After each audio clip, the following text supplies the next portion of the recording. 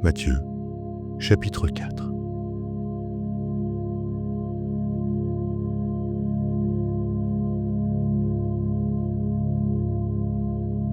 Alors Jésus fut emmené par l'Esprit dans le désert pour être tenté par le diable. Après avoir jeûné 40 jours et 40 nuits, il eut faim.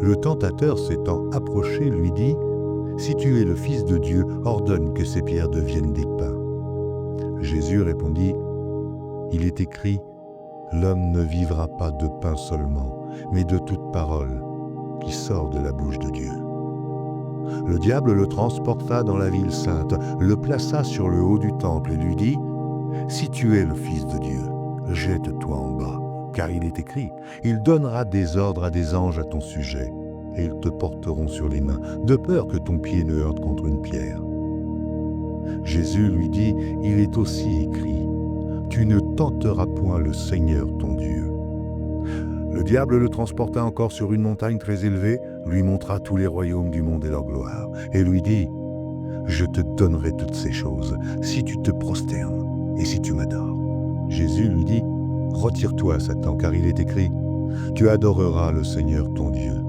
et tu le serviras, lui seul. » Alors le diable le laissa, et voici, des anges vinrent auprès de Jésus et le servaient.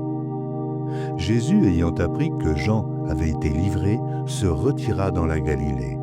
Il quitta Nazareth et vint demeurer à Capernaum, situé près de la mer, dans le territoire de Zabulon et de Nephtali, afin que s'accomplisse ce qui avait été annoncé par Ésaïe le prophète.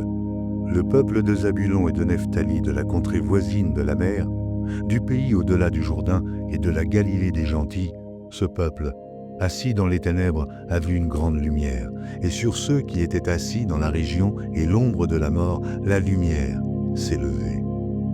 Dès ce moment, Jésus commença à prêcher et à dire : « Repentez-vous, car le royaume des cieux est proche. » Comme il marchait le long de la mer de Galilée, il vit deux frères, Simon, appelé Pierre, et André, son frère, qui jetait un filet dans la mer car ils étaient pêcheurs. Il leur dit : « Suivez-moi, et je vous ferai pêcheurs d'hommes. » Aussitôt, ils laissèrent les filets et le suivirent.